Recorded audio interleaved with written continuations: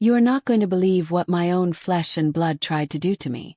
Seriously, you have to hear this because if I hadn't been awake that night, if I hadn't been just a little bit paranoid, I would be rotting in a state-run facility right now while they popped champagne in my living room. They thought I was old. They thought I was weak. They called me senile. But what my son and his wife didn't know was that I had been watching them for months. I knew every move they were making before they made it. And when they showed up with that moving truck in the middle of the night to haul me away like a piece of old furniture, I was ready. What happened next will absolutely shock you, but you have to stay until the end to see exactly how I turn the tables.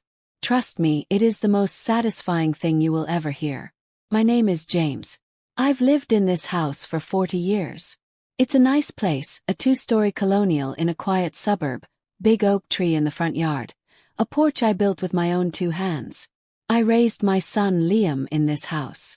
When my wife passed away 5 years ago, the silence in the hallways was heavy, but it was still my home. It was full of memories. Every scratch on the floorboards, every mark on the doorframe measuring Liam's height, it all meant something to me. I was healthy, I was active, and I had my routine. I drank my coffee on the porch at 7 a.m. I did the crossword puzzle, I tended to my garden, and I met my buddy William for lunch on Tuesdays. Life was simple. But then Liam got married to Emily. Now don't get me wrong, I wanted to like Emily. She was pretty, sharp, and seemed to make Liam happy. At least that's what I thought at the wedding. But you know how sometimes you get a gut feeling about someone? A little voice in the back of your head saying, "Watch your back." I ignored that voice. I wanted my son to be happy. Liam was a soft kid, always had been. He was easily led. He had a good heart, but he wasn't exactly the strongest guy in the room. Emily, on the other hand, she had eyes that were always calculating. She looked at things like she was appraising them for an auction. Started slow. About 6 months ago, they started coming over for dinner every Sunday. Thought it was nice. I thought they wanted to spend time with their old man. I'd cook a pot roast, we'd sit in the dining room and we'd talk. But the conversations started to shift. "Dad," Emily would say, looking around the room. "This place is huge. Isn't it hard to keep clean? All these stairs. Aren't you worried about falling?" "I'm fit as a fiddle, Emily," I'd tell her. "I still jog 2 miles every morning." "Still," she'd press, "maintenance must be a nightmare. And the property taxes. Phew." Liam and I were just saying maybe you'd be happier somewhere. Smaller. Somewhere with help. I brushed it off the first few times. But then, strange things started happening around the house. I'm an organized guy. I put my keys in the bowl by the door. I put my wallet on the dresser. I turn the stove off after I cook. One Tuesday, I was getting ready to meet William. I went to grab my keys, and they weren't in the bowl. I searched everywhere. The kitchen, the couch cushions, the bathroom. Nothing. I was starting to sweat, thinking maybe I really was losing it. Finally, I found them in the refrigerator, sitting right next to the milk. I stared at those keys, freezing cold, and felt a knot in my stomach.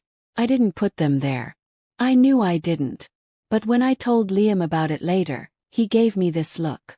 A look of pity. "Dad," he said, his voice soft. "Maybe you just forgot. Happens. You're getting up there in age." "I didn't put my keys in the fridge, Liam." Snap. Okay, calm down," he said, holding his hands up. "See. You're getting agitated. That's a sign, you know." "A sign of what?" "That I was annoyed my keys were moved." 2 weeks later it was the stove. I had made soup for lunch.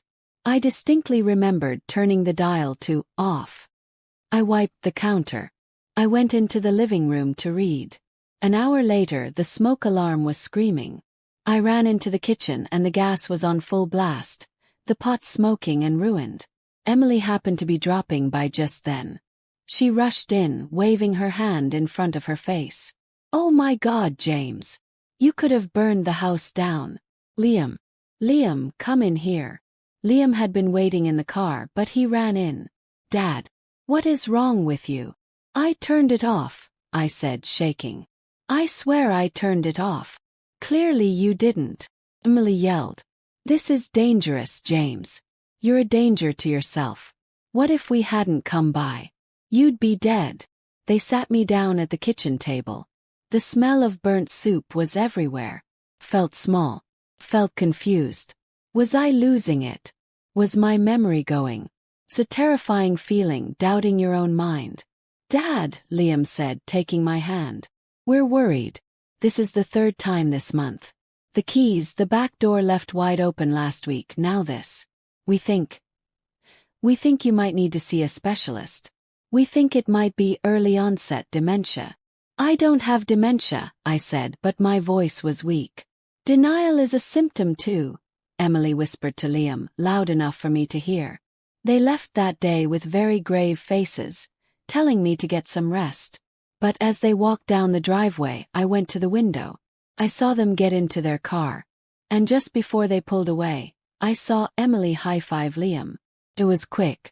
Just a slap of hands and a laugh. That high-five saved my life. That night I didn't sleep. I sat up in my chair in the dark, thinking, if I really had dementia, if I really almost burned the house down, why would they be high-fiving? You don't celebrate your father losing his mind. You celebrate when you win something. And that's when it hit me. The house. The property values in this neighborhood had skyrocketed. My house was worth nearly $1 million now. Liam and Emily were renting a cramped apartment downtown. They had debt. I knew Liam had made some bad investments recently. They weren't worried about me. They were gaslighting me. They were moving my keys. They were turning the stove back on when I went to the bathroom. They were unlocking the back door after I locked it. They were trying to build a case to declare me incompetent so they could take power of attorney, stick me in a home and sell my house. Rage. That's what I felt. Pure hot rage. But I took a deep breath. If I screamed and yelled, if I accused them without proof, I'd just look crazy. That would play right into their hands. Look at Dad, he's paranoid, he's aggressive. Well, I had to be smarter. I had to be James, the man who built this porch, the man who ran a business for 30 years. The next day I went to the electronics store. I bought 3 tiny hidden cameras. They looked like USB chargers and smoke detectors. I installed one in the kitchen, one in the living room, and one on the front porch. Then I called my buddy William. But I didn't just call him for lunch. See, William isn't just my lunch buddy. William is a retired majestic court judge. And his son, Michael, is the best estate attorney in the state. James, William said when I told him everything over coffee. This is serious. If they get a doctor to sign off on you, you're in trouble. You need to document everything. I'm way ahead of you, I said. But I need a plan for the endgame. I know they're going to make a move soon. Over the next month, I put on the performance of a lifetime. When Liam and Emily came over, I acted confused. I deliberately called Emily by the wrong name. I pretended to lose my glasses when they were on my head. Oh, silly me, I'd say. I just can't seem to keep track of anything lately. I watched them on the hidden camera feeds later that night. It's working, Emily said, standing in my kitchen while I was napping in the other room. He's totally gone. Did you see him trying to use the TV remote as a phone? I feel kind of bad, Liam said. He sounded hesitant. Don't be stupid, Liam, Emily snapped. Do you want to be broke forever? This house is our ticket. Once he's in the Green Meadows facility, we can liquidate this place in a month. The market is hot. We get the power of attorney signed, we dump him, we cash out. Green Meadows? Liam asked. Isn't that the state one? The one with the bad reviews? It's cheap, Emily said. We aren't spending our inheritance on a fancy private room for a vegetable. He won't know the difference anyway. I was watching the footage on my laptop in my locked bedroom, and my hands were shaking. Not from fear but from anger. My own son. He was going to throw me into a low-budget state facility just to get his hands on my money.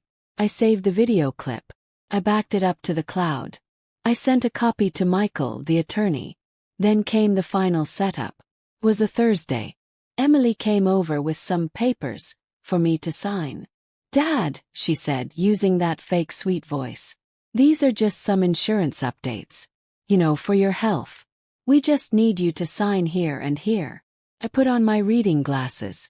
I looked at the papers. It was a transfer of deed and a power of attorney document, granting Liam full control over my assets and medical decisions.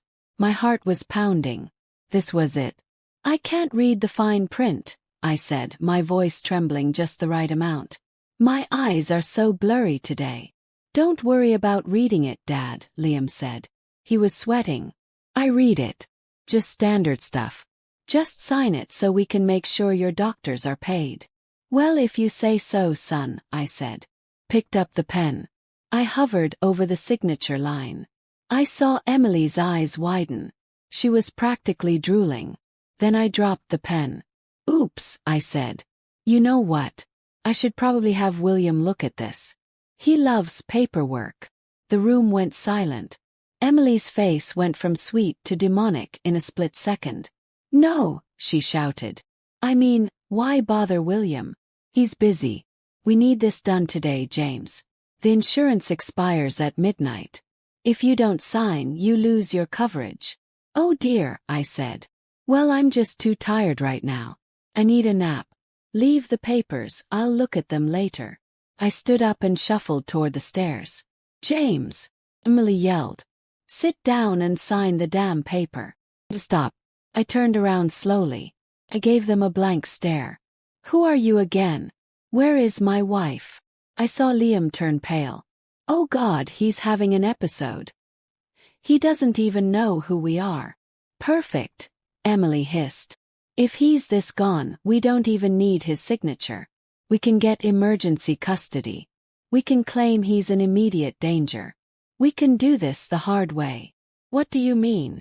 Liam asked. Tonight, Emily said. We come back tonight. We bring the truck.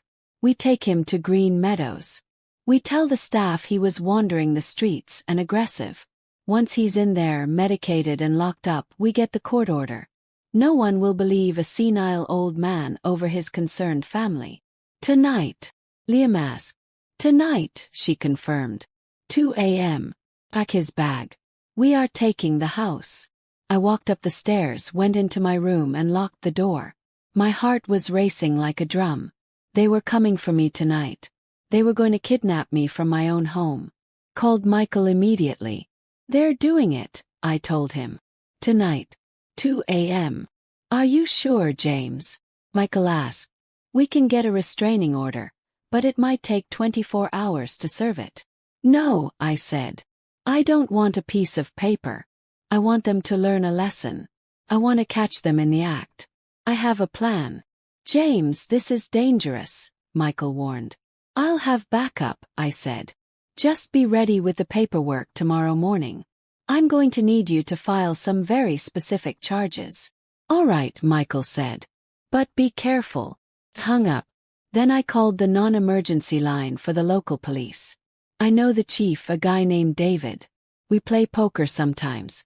I told him I had reason to believe there would be a break-in at my house tonight. I told him I wanted officers on standby, but I didn't want them to pull up until I gave the signal. I wanted the intruders to make entry first. David wasn't thrilled about me being bait, but I insisted. It's a domestic matter that's about to turn criminal, David. I need them caught red-handed. The sun went down. The house got dark. I didn't turn on any lights. I sat in the living room in my big armchair facing the front door. I had a blanket over my legs. I had my phone in my hand. Midnight passed. Then 1 a.m. The silence in the house was deafening. Every creak sounded like a footstep. I thought about Liam, my little boy. I remembered teaching him to ride a bike in this driveway. I remembered him crying when he scraped his knee. I remembered how proud I was when he graduated high school. How did he become this? Was it money? Was it Emily? Or was there always a weakness in him that I refused to see? It didn't matter now. He made his choice. Now I had to make mine. At 1:55 a.m., I saw headlights sweep across the living room wall. They cut the engine before they reached the driveway, coasting to a stop so it would be quiet. Mark. I heard the car doors close softly. Then a heavier sound. Rumbling. Box truck. They actually rented a truck. They weren't just taking me. They were planning to start clearing out the furniture immediately. They were that confident. I heard footsteps on the porch. The floorboards creaked in the specific spot I knew they would. "Shoo," I heard Emily whisper. "Do you have the spare key?" "Yeah," Liam whispered back. "My hands are shaking." "Just open it." The lock clicked. The doorknob turned. The door creaked open, revealing the silhouettes of my son and his wife against the streetlights. Behind them, two big guys, hired movers, probably paid cash to ask no questions, stood by the truck. They crept into the hallway. "He's probably in his room," Emily whispered. "Go up there, grab him. If he fights, the movers will help restrain him. We have the sedative, right?" Sedative. They were going to drug me. Cold chill went down my spine. This was worse than I thought. This wasn't just greed. This was assault. They took 2 steps into the living room. I reached out and clicked the lamp on. The light flooded the room. Liam jumped about a foot in the air. Emily gasped and spun around. I was sitting there, fully dressed, sipping a cup of coffee I had kept warm in a thermos. I looked calm. I looked sharp. I looked nothing like the confused old man they had seen earlier that day. "Evening," I said.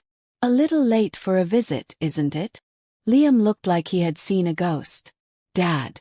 Why are you awake?" "Couldn't sleep," I said casually.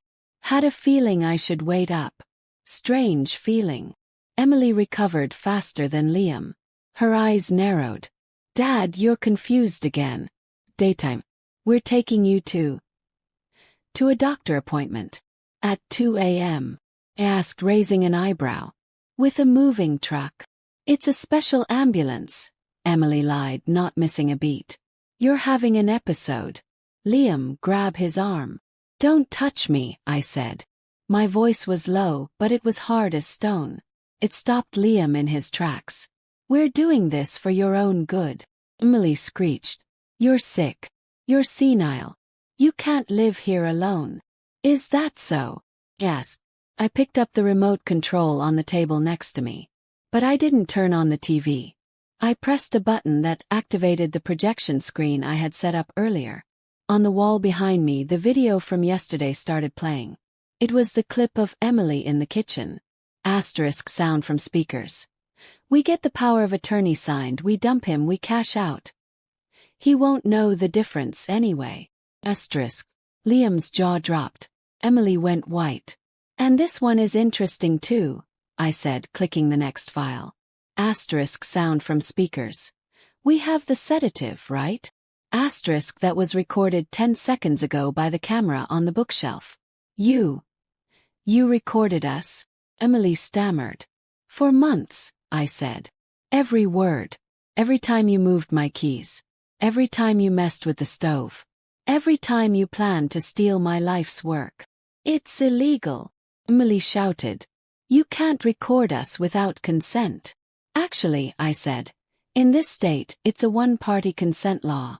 And since it's my house, I consent. But that's not the problem you should be worried about." "Dad, please," Liam started, stepping forward, tears in his eyes. "We were desperate. We have debt. We didn't want to hurt you.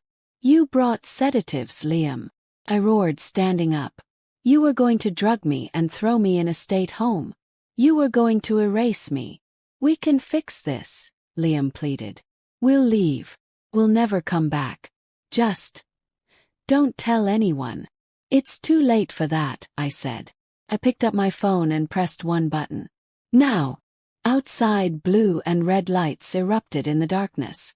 Sirens wailed, cutting through the silent neighborhood. The front lawn was suddenly swarming with uniformed officers. "What did you do?" Emily screamed. "I protected myself," I said. The front door, which was still open, was filled with police officers. Chief David walked in first. He looked at me, then at Liam and Emily. "Everything okay, James?" David asked. "I'd like to press charges, David," I said clearly. "Attempted kidnapping, conspiracy to commit fraud, and elder abuse. I have all the evidence right here on this hard drive." Emily tried to run. She actually tried to bolt for the back door. 2 officers caught her before she made it to the kitchen. She was screaming, cursing, calling me every name in the book. Liam just stood there crying. He looked at me one last time as the officers handcuffed him. "Dad, I'm sorry." I looked at him. My heart was breaking, but my face was stern. "I'm sorry too, son.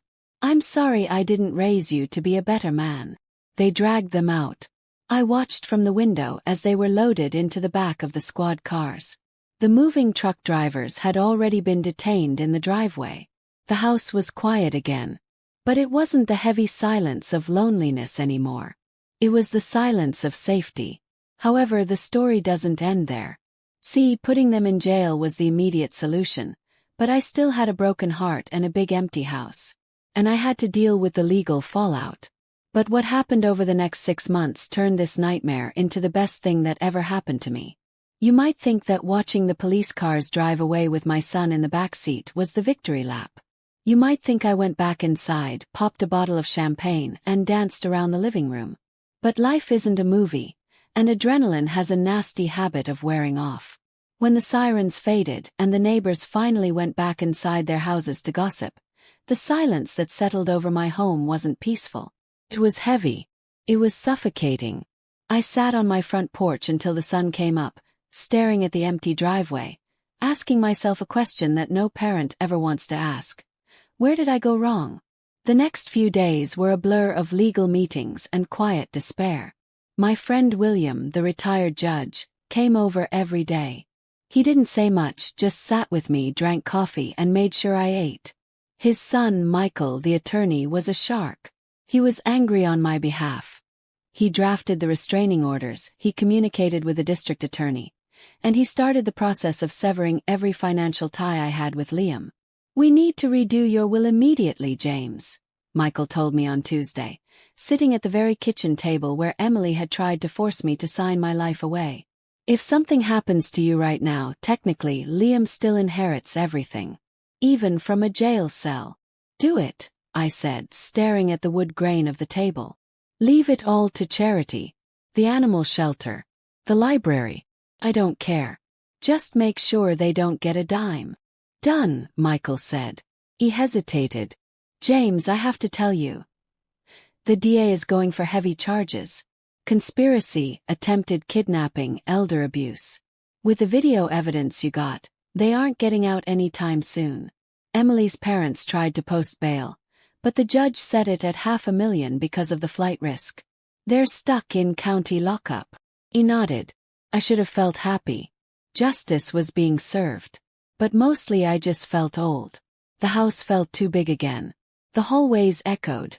I walked past Liam's old bedroom and just felt a hollow ache in my chest. Emily was right about one thing. This house was a lot of work for one man. Maybe I was just holding on to the past. Maybe I should sell it. Not to give them the money, but just to escape the memories.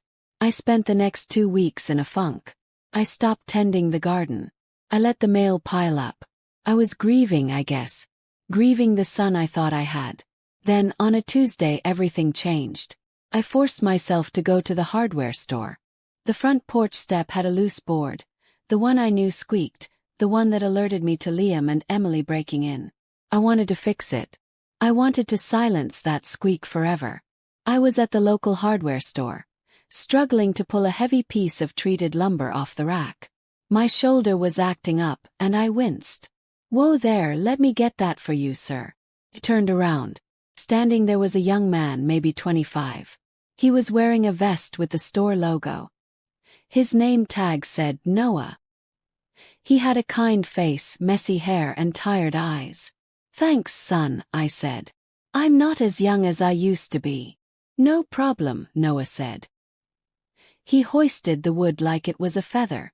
"You got a truck outside. I can carry this out for you." "That would be great," I said. We walked to my car. I noticed Noah was limping slightly. His boots were worn out, the soles practically peeling off. "Rough day?" I asked as he loaded the wood into my trunk. Noah smiled, but it didn't reach his eyes. "Just a long one. Double shift. Trying to save up, you know." "What are you saving for?" I asked, leaning against the car. I don't know why I asked.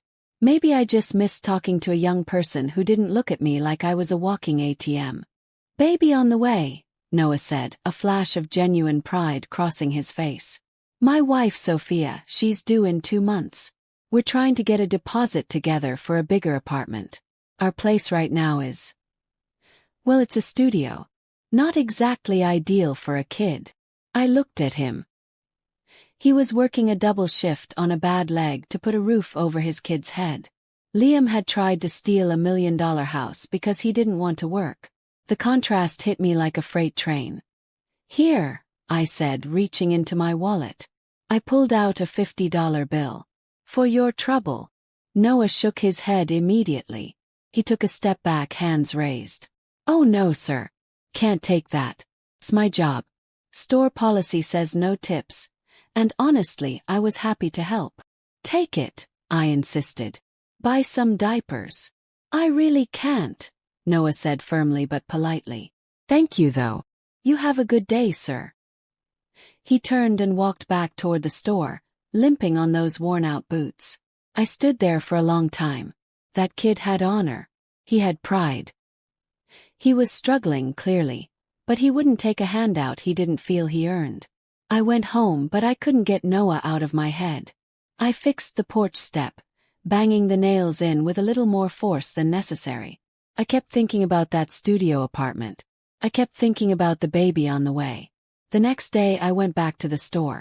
I didn't need anything. I just wandered the aisles until I saw him. He was stocking paint cans. "Noah," I said. He jumped a little, then smiled when he saw me. "The lumber guy. Did the board work out?" "Worked perfectly," I said. "Listen, Noah. I have a proposition for you." He looked confused. "A proposition?" "I need some work done on my house," I lied. Well, it was a half-lie. There was always work to be done. My gutters need cleaning, the fence needs painting, and the garage is a disaster. I can't do it myself anymore. I need a handyman. "You free on weekends?" Noah rubbed the back of his neck. "I work here most weekends, sir. But I have Mondays and Tuesdays off." "Perfect," I said. "I'll pay you $20 an hour. Cash." His eyes widened. That was double minimum wage. "Sir, are you sure?" "I'm sure. I want it done right. Can you start next Monday?" Yes, absolutely. "Thank you." That Monday, Noah showed up at 8 a.m. sharp. He didn't just work. He attacked the work. He cleaned the gutters, he raked the yard. He fixed a leaky faucet I hadn't even mentioned. Lunch, I made sandwiches. We sat on the porch, the same porch where my heart had been broken just weeks before, and we talked. I learned about Sophia. She was a receptionist at a dental office. I learned about their struggles. Their landlord was raising the rent. Their car was on its last legs. They were terrified they wouldn't make ends meet when the baby came. "It's scary," Noah admitted, looking at his sandwich. "I just want to be a good dad. I want to provide. My dad took off when I was 6. I swore I'd never be that guy." I felt a lump in my throat. "You're doing a good job, Noah. You're showing up. That's 90% of it." Over the next month, Noah became a regular fixture. The house started to look better than it had in years. But more importantly, the house felt different. Felt alive again. I found myself looking forward to Mondays. I started cooking big lunches. I sent him home with leftovers for Sophia. One afternoon, Noah was painting the trim on the living room windows. I was inside watching the news. My phone rang. It was Michael. "James," Michael said. "The arraignment is tomorrow. You don't have to be there, but the DA thinks it might help if you make an appearance. Show them you aren't intimidated." "I'll be there," I said instantly. The next morning I put on my best suit. I drove to the courthouse. My stomach was in knots. Walking into that courtroom felt like walking into a war zone. When I entered, I saw them. Liam and Emily were sitting at the defense table, wearing orange jumpsuits. They looked terrible. Emily's hair was matted. She looked haggard and furious. Liam just looked broken. He was staring at his hands. When Emily saw me, her eyes practically bulged out of her head. She whispered something to her lawyer, who shook his head. The hearing was short. The judge denied bail reduction. He set the trial date. As the bailiffs were leading them out, Emily lunged toward the gallery where I was sitting. "This is your fault," she screamed, her voice cracking. "You selfish old man. You ruined our lives. We were going to take care of you. Take care of me." I stood up. The courtroom went silent.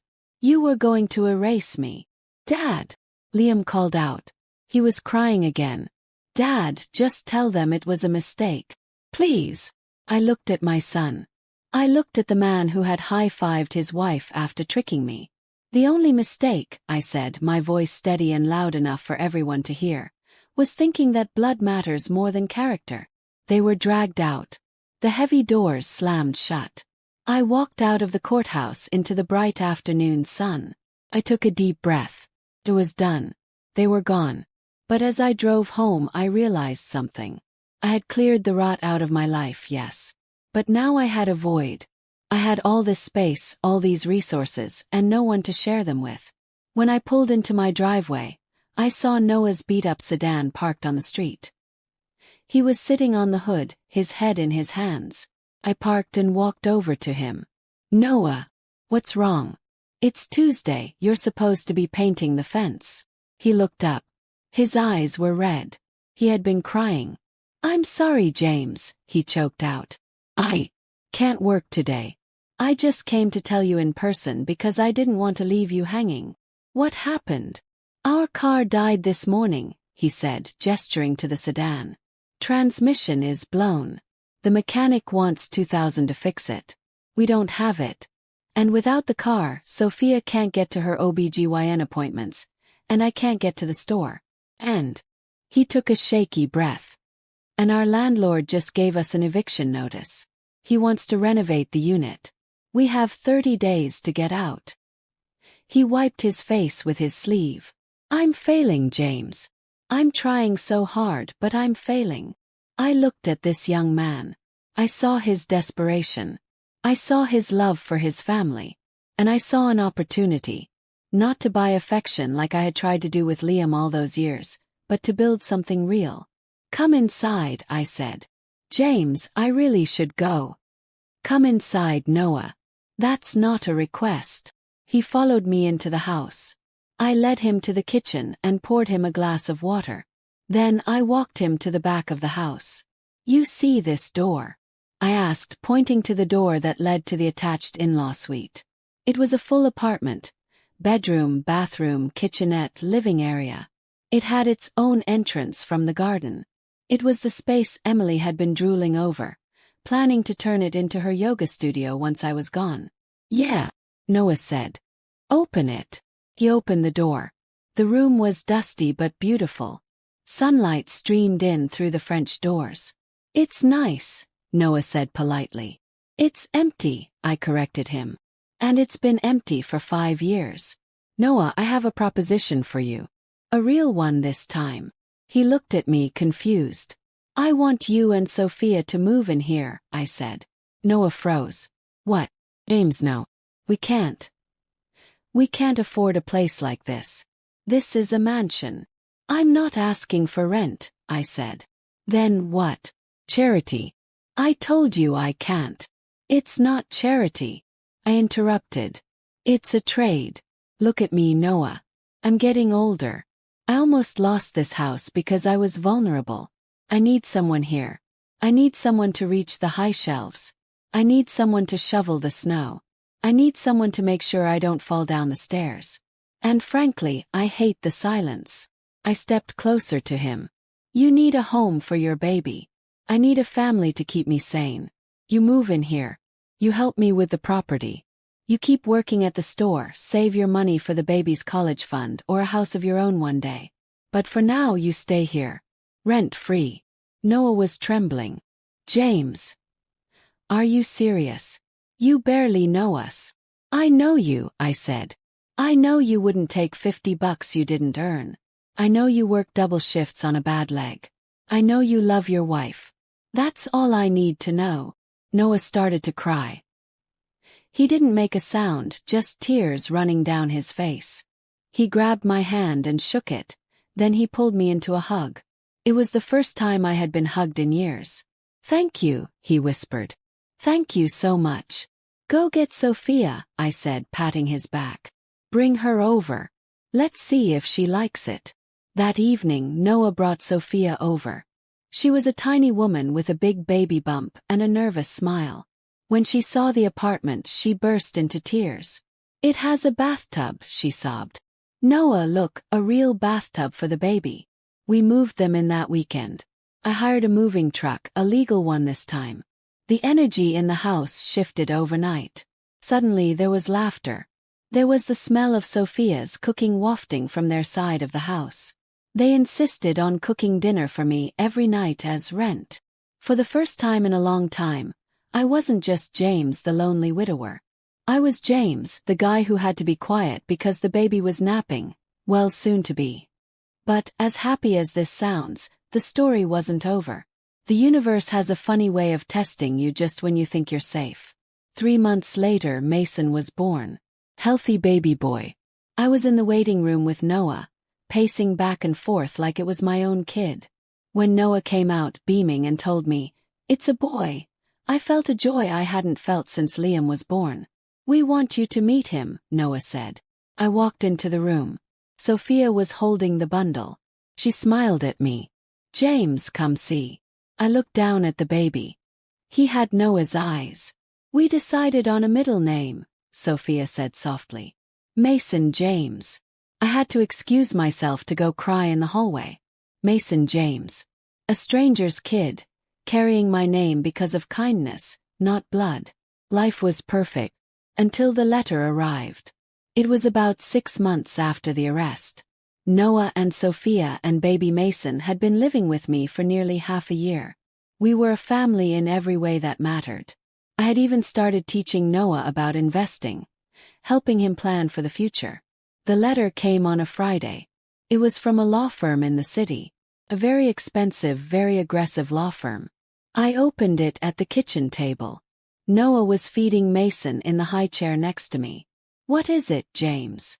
Noah asked, seeing my face go pale. I read the letter again. It wasn't from Liam. It wasn't from Emily.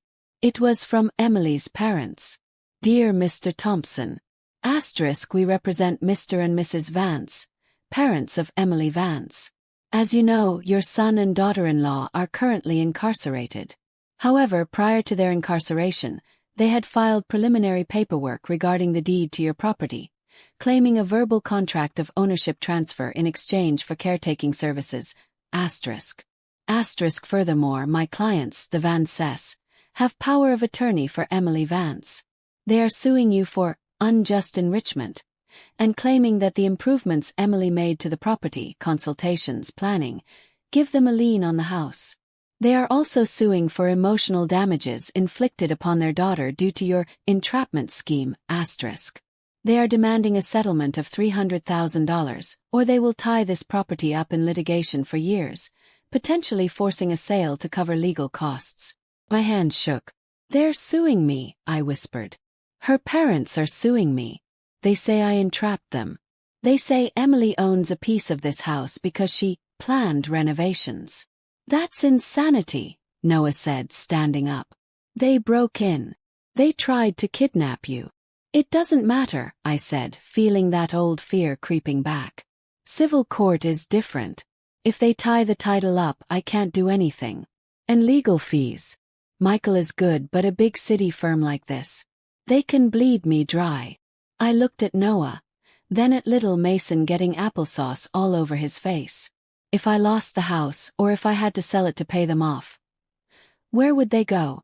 I had promised them safety. I had promised them a home. "I can't let them win," I said. "I can't let them take this from us." I grabbed the phone and called Michael. "Michael," I said, "get ready. We have one more fight." "I saw the letter," Michael said. "They CC'd me. James, this is a shakedown. They know they can't win, but they know you have assets. They want you to pay them to go away." "I'm not paying them a cent," I growled. They raised a monster, and now they want to profit off her crimes. No, James, fighting this will be ugly. They're going to drag your name through the mud. They'll claim you're mentally incompetent again to invalidate your testimony. Let them try, I said. I have something they don't have. What's that? I have a reason to fight. I have a family to protect. Hung up the phone. I looked at Noah. Noah, do you trust me? With my life, he said without hesitation. Good. Because we are going to pull one last maneuver. It's risky, but if it works, we bury them. If it fails, well, we might be living in that studio apartment of yours. What's the plan? Noah asked. We're going to counter-sue, I said. But not for money. We're going for something that will destroy their reputation so badly they'll beg us to drop it. And, I paused, a smile forming on my face, I'm going to make a very specific change to the deed of this house tomorrow morning. What change? I'm adding a name to the title, I said. But not yours. Noah looked confused. Then whose? I looked at the baby in the high chair. Mason's. This was the nuclear option. Putting a minor on the deed. It complicates property law in a way that makes forced sales nearly impossible without a court-appointed guardian ad litem, which would be Noah, not them. Creates a legal fortress. But I had one more trick up my sleeve. I knew something about Emily's dad. Something I had learned years ago at a country club dinner. Something he thought everyone had forgotten. He was a prominent businessman, but he had skeletons. And if he wanted to play dirty with the law, I was ready to play dirty with the truth. The war was on. And this time I wasn't just fighting for a house. I was fighting for Mason's future. The next morning I didn't waste a single second. While Noah went to work at the hardware store, he insisted on keeping his shifts. Bless him. Sophia and I packed little Mason into the car and headed straight for Michael's office. We were going to build a fortress around this house so tight that not even a tactical nuke from a high-priced city law firm could crack it. Adding a 6-month-old to the deed? Michael asked, staring at me over his glasses. He rubbed his temples. James, this is unconventional. It's legal technically via trust, but it's a logistical nightmare if you ever want to sell. That's the point, Michael, I said, bouncing Mason on my knee. The kid giggled and grabbed my thumb. I don't want to sell. Ever. And if Emily's parents try to force a partition sale to get their imaginary lien money, they'll have to sue a baby.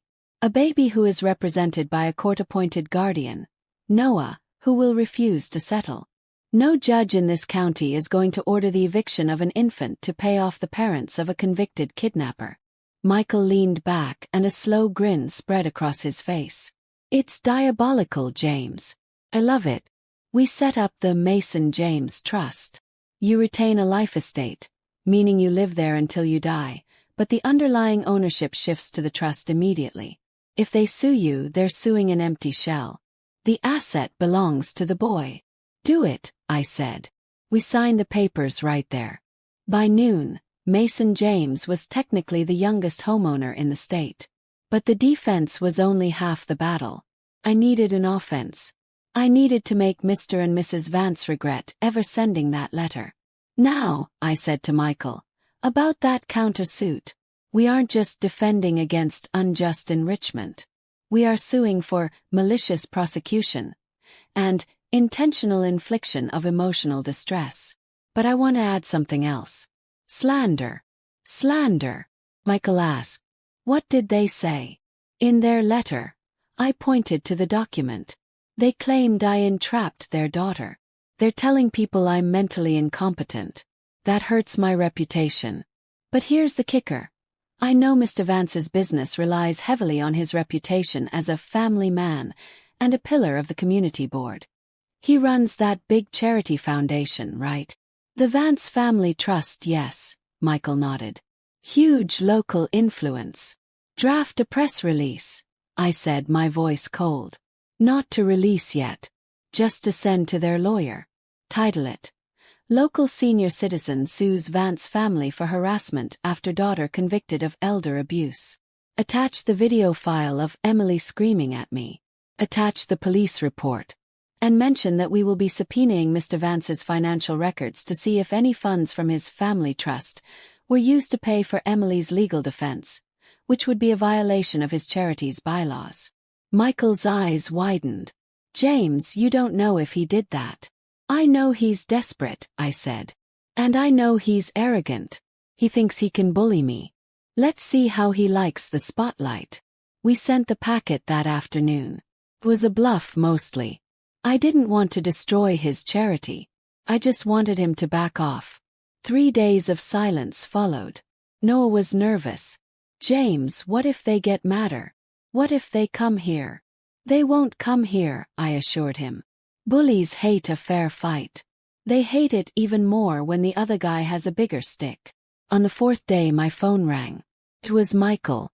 You're not going to believe this, Michael said, sounding breathless. Their lawyer just called. They are dropping the lawsuit. I let out a breath I didn't know I was holding. Just like that. Not just like that, Michael laughed. They are terrified.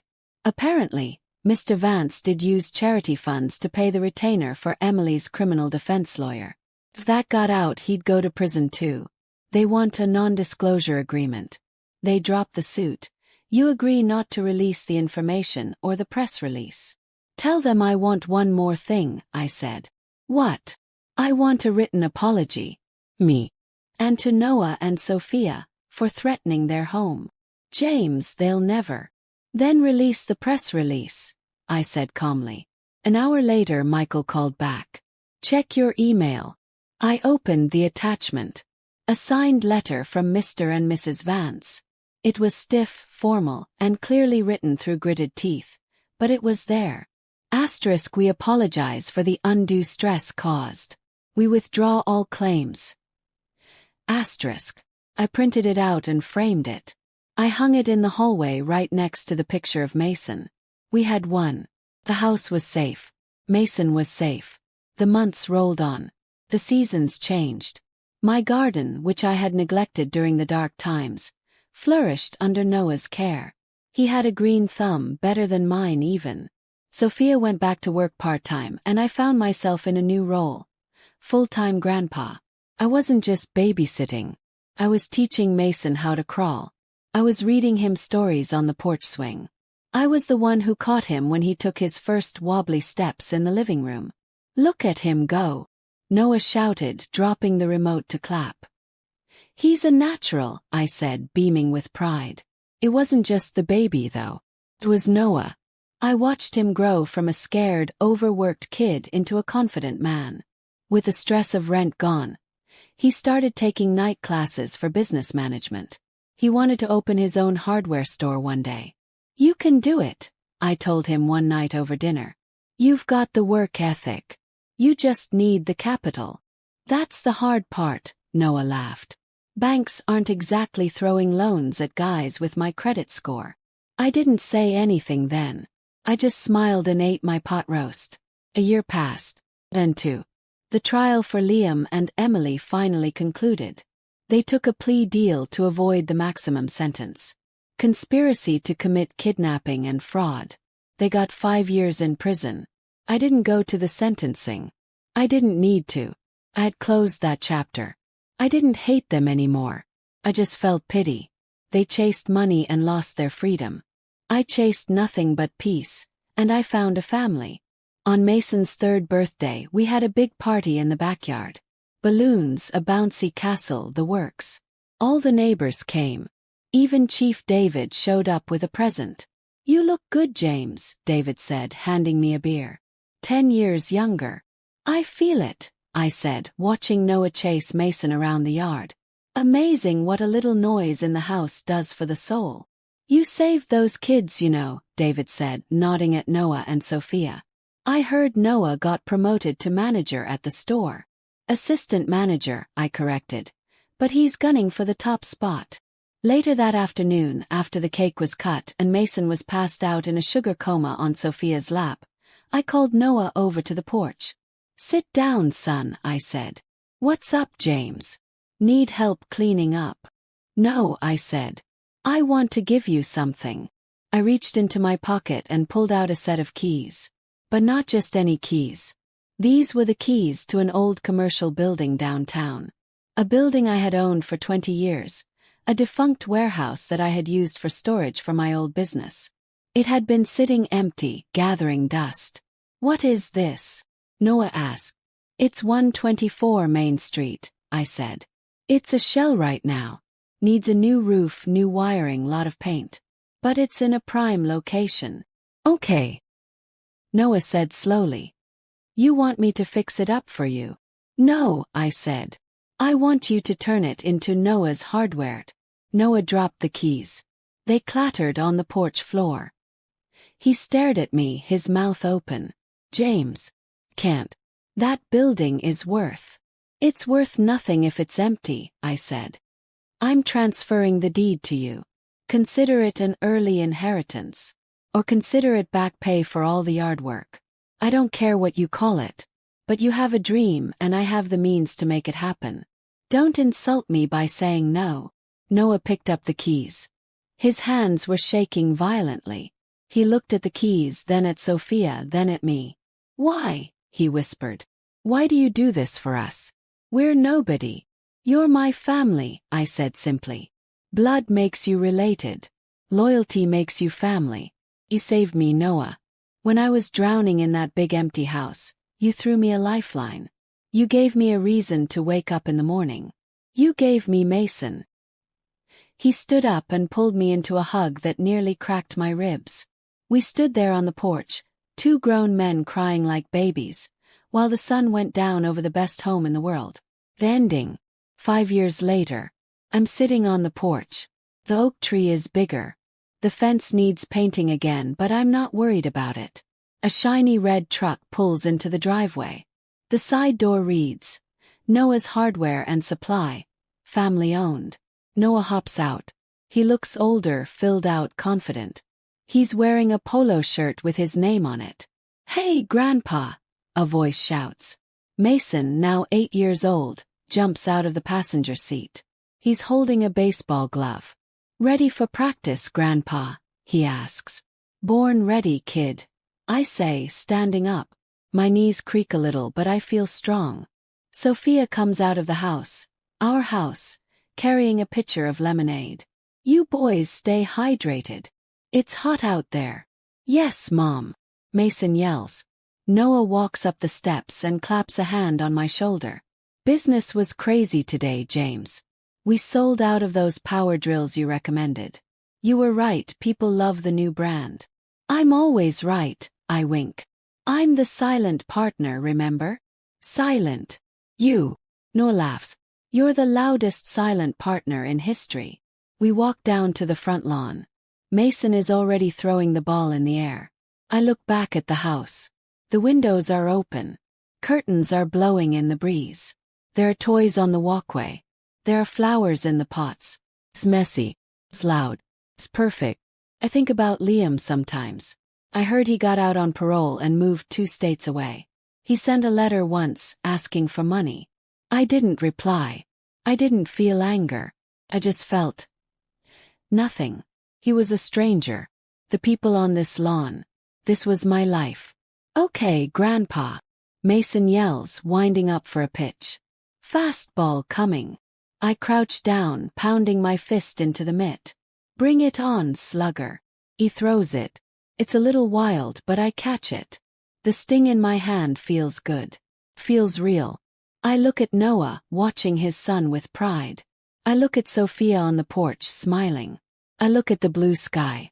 My son tried to tell me I was senile. He tried to tell me my life was over. He tried to kick me out of my own story. But he was wrong. My life wasn't over. It was just waiting for the right co-stars.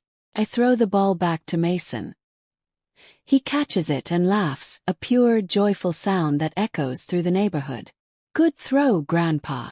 Best years of my life," I whisper to myself. And as the sun sets, painting the sky in shades of orange and purple, I realize I'm the richest man in the world. Not because of the house. Not because of the money. But because tonight we're having spaghetti, we're watching a movie, and I am exactly where I belong. And we lived happily ever after. With a big smile.